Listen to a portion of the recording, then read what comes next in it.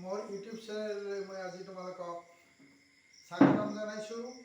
আজি মই তোমালোকক দশমমান শ্ৰেণীৰ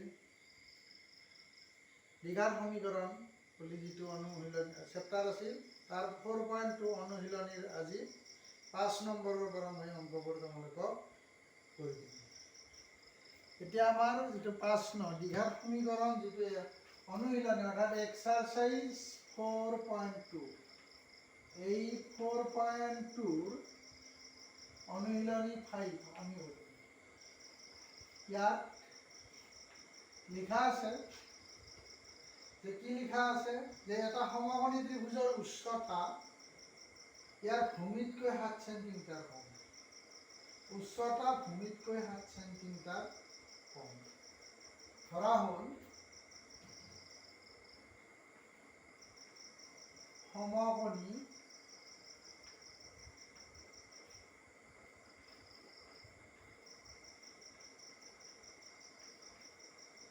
ত্ৰিভুজটো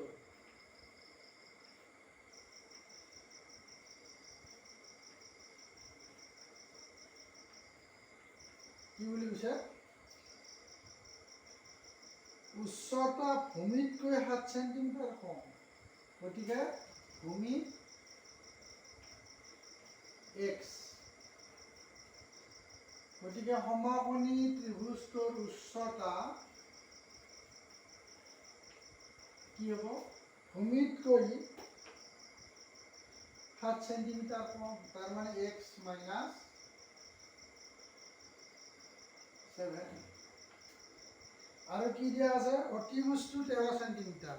অইন বাহু দুটা হৈ ল'ব লাগিব।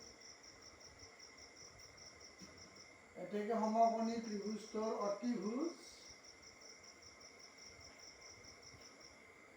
অতিভুজ সমান 13 সেণ্টিমিটাৰ।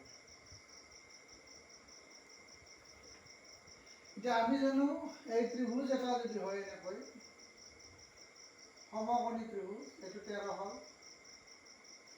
ইয়াত কি বুলি কৈছে উচ্চতাটো x মাইনাছ 7, তাৰমানে এইটো x মাইনাছ 7 আৰু এইটো x হয়। এইটো প্ৰশ্নমতে বুলি আমি ইয়াত লিখিম প্ৰশ্নমতে সমকোণী ত্ৰিভুজৰ পাইথাগোৰাছৰ সূত্ৰমতে আছিল সমকোণী ত্ৰিভুজৰ কৰ্ণৰ বৰ্গ বাকী বাহু দুটাৰ বৰ্গৰ সমষ্টিৰ সমান। অৰ্থাৎ x square plus x minus 7 whole square সমান 13 স্কোয়াৰ।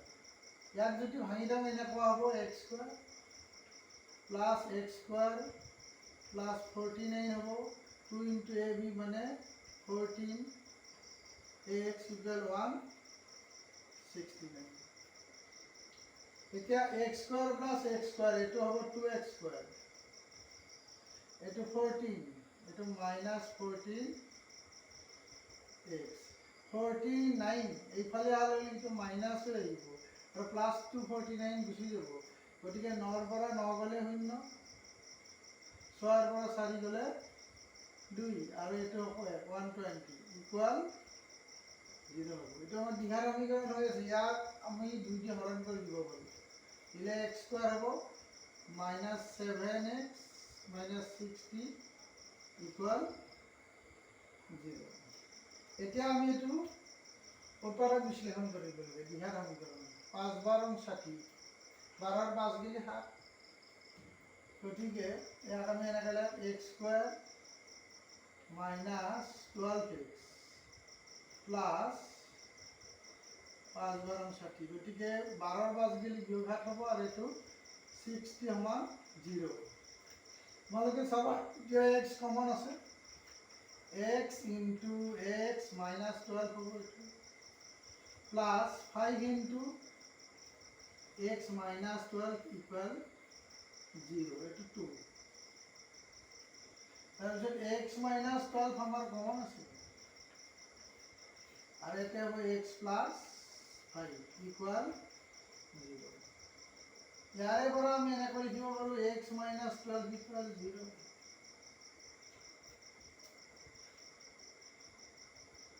আৰু কি লিখিব পাৰো x plus 12 equal 0। গতিকে ইয়াৰে পৰা আমি x equal 12 লিখিব পাৰো ইয়াৰ পৰা x ইকুৱেল -5 হ'ব। আমি জানো ত্ৰিভুজৰ এটা বাহুৰ দৈৰ্ঘ্য কেতিয়াও মাইনাছ হ'ব নোৱাৰে, গতিকে আমাৰ কি হ'ব, x ইজ নট ইকুৱেল -4, গতিকে x ইকুৱেল কি হ'ব 12 হ'ব। আমাক বাকী বাহু দুটা সুধিছিল, গতিকে ত্ৰিভুজৰ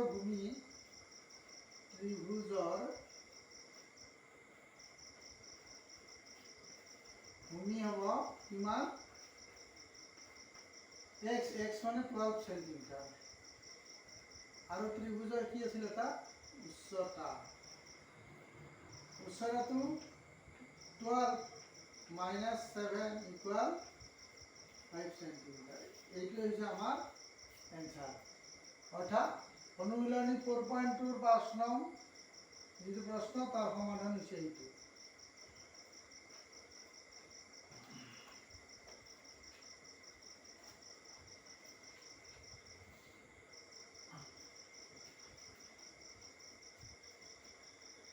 তাৰপিছত আমি 6 নম্বৰটো কৰিম।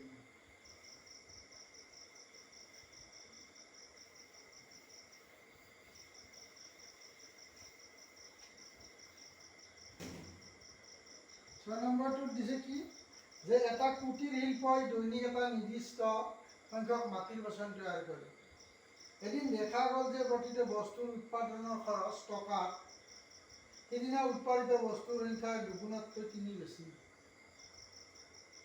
যদি সেইদিনা উৎপাদনৰ মুঠ বা 90 টকা হয়, উৎপাদিত বস্তুৰ সংখ্যা আৰু প্ৰতিটো বস্তুৰ ব্যয় কিমান হ'ব? ধৰা হ'ল উৎপাদিত বস্তুৰ সংখ্যা x। নাম্বাৰ 6, ধৰা হ'ল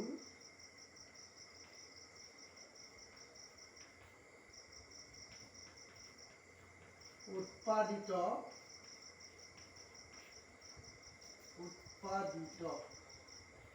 বস্তুৰ সংখ্যা কিমান, x। যদি উৎপাদিত বস্তুৰ সংখ্যা x হয়, আৰু কি হৈছে আমাক বস্তুটোৰ বয়স কি বুলি কৈছে, উৎপাদিত বস্তুৰ সংখ্যা দুগুণতকৈ 3 বেছি। গতিকে উৎপাদিত বস্তুৰ ব্যয় মানে খৰচ কিমান হ'ব, 2x প্লাছ। প্ৰশ্ন মতে কি হৈছে,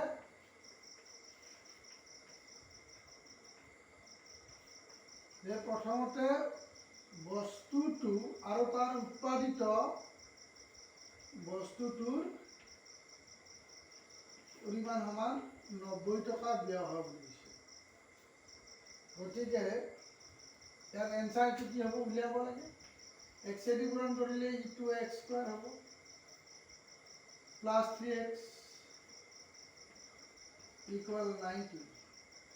ইয়াক যদি আমি উৎপাদক বিশ্লেষণ কৰোঁ, এনেকুৱা হ'ব -90 ইকুৱেল 0। 9 দুগুণ 18x²। ইয়াক আমি 3xত ভাঙিব লাগিব। নাজানিলে আমি বস্তুটো পূৰণ কৰি লৈ 180ৰ উৎপাদক বিশ্লেষণ কৰিব লাগিব। এনেকৈ 2 দি দিলে 45 বাৰ যাব, 3 দি দিলে 15 বাৰ, আৰু 3 দি দিলে 5 বাৰ হ'ব। 5 3 গুণ 15, আৰু এইফালে 2 দুগুণ 4, 7 3 গুণ 12, 15 পৰা 12 গ'লে 3, গতিকে 2x²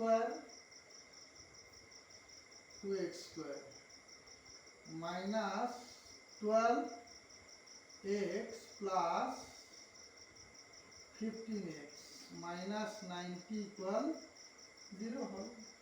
গতিকে ইয়াৰ পৰা 2x যদি কমন আহে, ইনটু x মাইনাছ 6, ইয়াৰে পৰা এইটো x কৰিব পাৰিলে 15 ইনটু x মাইনাছ 5 15 75 75 90 ইকুৱেল 0। তাৰমানে আমাৰ কমন আছে x minus 6 into twice x plus 15 equal 0। এতিয়া আমি ইয়াৰে পৰা এটা কাম কৰিব পাৰোঁ, x মাইনাছ 6 ইকুৱেল 0 বুলি ক'ব পাৰোঁ, আৰু বা যি লিখা টুৱাইছ x প্লাছ 15 ইকুৱেল 0। তাৰমানে ইয়াৰে পৰা হ'ব x ইকুৱেল 6, আৰু ইয়াৰে পৰা x ইকুৱেল হ'ব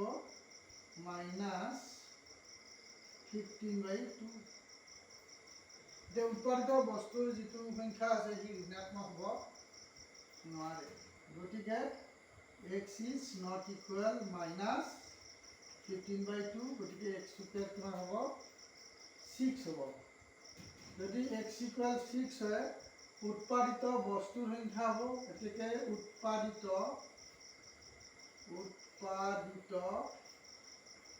বস্তুৰ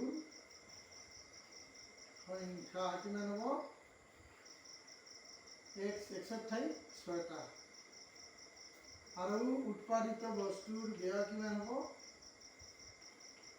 ব্যয় সমান twice x তাৰ মানে 2 পূৰণ 6 যোগ 3 12 মানে 15 এইটো হ'ব আমাৰ এনসাৰ অৰ্থাৎ 6 নম্বৰ গতিকে আমি ইয়াৰ বিষয়ে তোমালোকক 7 নম্বৰটো আমি কৰি দিম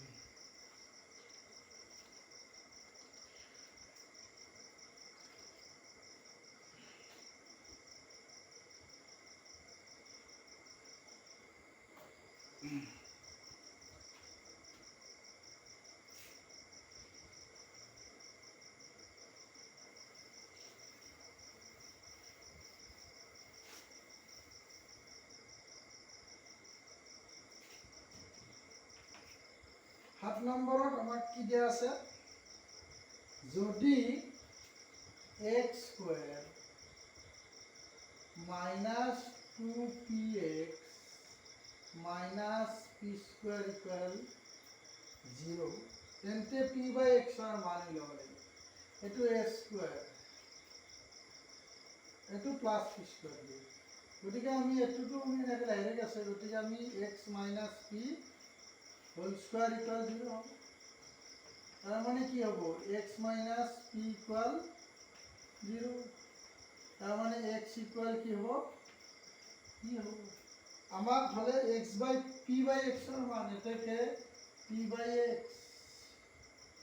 সমান p মানে কি হ'ব x গতিকে x by x equal 1 ক'ত আছে অপচন c আছে গতিকে এনসার হ'ব c তাৰে পাছত আমি 8 নম্বৰটো কৰিম এজন ছাত্ৰই x square minus 3x plus 10 equal 0 উৎপাদক বিশ্লেষণ কৰিলা এতিয়া স্তৰ মতে কোনটো হ'ব স্তৰ 1ত এইটোৱে দিছে স্তৰ 1 ঠিক আছে স্তৰ 2 দিছে x মূল নিৰ্ণয় কৰা আৰু কৰিবলৈ স্তৰ কৰা দ্বিঘাত সমীকৰণৰ মূল নিৰ্ণয় তলত উল্লেখ কৰা স্তৰ মতে কৰিলে স্তৰটোত x স্কয়াৰ minus 5x 2 নম্বৰটো আছে two x square minus 5x তাৰ পিছত minus 2x minus 10 equal 0 ছাত্ৰজনে কোনটো স্তৰত প্ৰথমতে ভুল কৰিলে সেইটো ভুল কৰিলে 7x কৰিলে গতিকে ইয়াতে ভুল হ'ল গতিকে এনসাৰ এটা 2 নম্বৰ স্তৰ গতিকে 2 নম্বৰ স্তৰ আছে অপচন এ গতিকে এনসাৰ হ'ব আমাৰ অপচন এ চাইছা তোমালোকে এইটো তাৰ পিছত আমি নেক্সট 9 নম্বৰলৈ আহিছো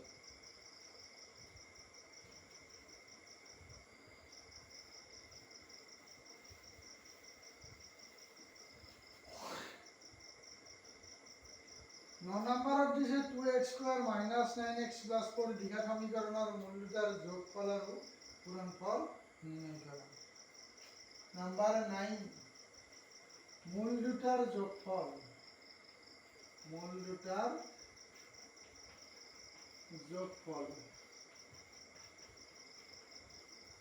সমীকৰণটো আছিল 2x square minus 9x plus 4 equal 0 এটা মূল দুটাৰ যোগফল হ'ব লাগে মাইনাস b মানে 9 minus 9/2 সমান 9/2 তাৰ পিছত মূল দুটাৰ পূৰণফল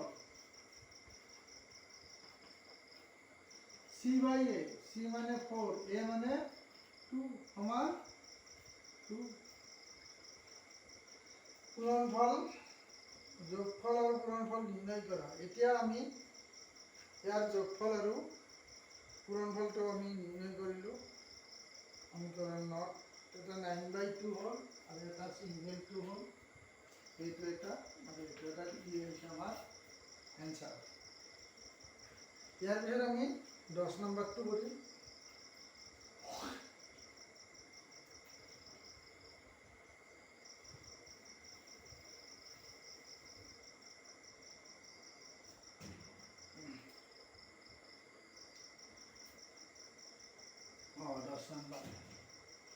দহ নম্বৰ অংকটো দিয়া আছে যে 2x square plus kx minus 6 equal 0। দ্বিঘাত সমীকৰণটোৰ এটা মূল 2 হলে কেৰ মান আৰু লগতে আনটো মূল। কেৰ এটা মূল যদি 2 হয় কেৰ মান কি হ'ব? এইটো 2 পূৰণ 2 স্কোয়াৰ যোগ কে পূৰণ 2 যোগ 6 সমান 0। এইটো হ'ব 8 যোগ টুৱাইস কে মাইনাস 6 সমান 0।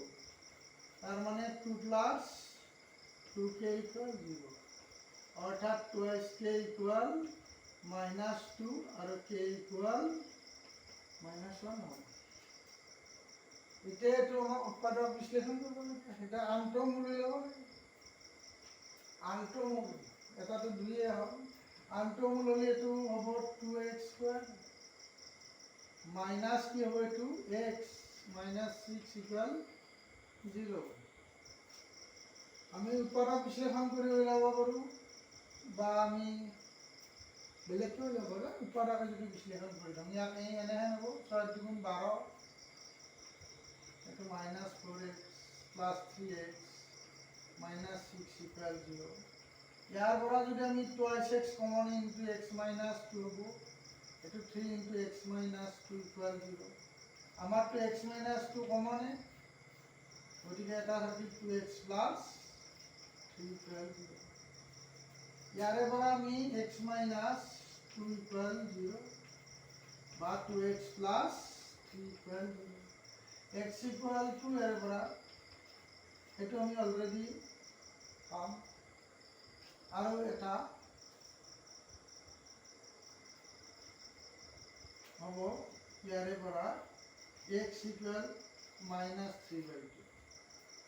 এতিয়া আমাক এটা 2 দিয়াই আছিল, 2 এইটো দিয়াই আছিল, তেতিয়া আনটো ল'ব লাগিব। গতিকে আমি k এর মান -1 সমান -1 আৰু আনটো মূল কিমান হ'ব? আনটো মূল নিশ্চয় -3/2। এইটো আমাৰ এনসাৰ 10 নম্বৰ।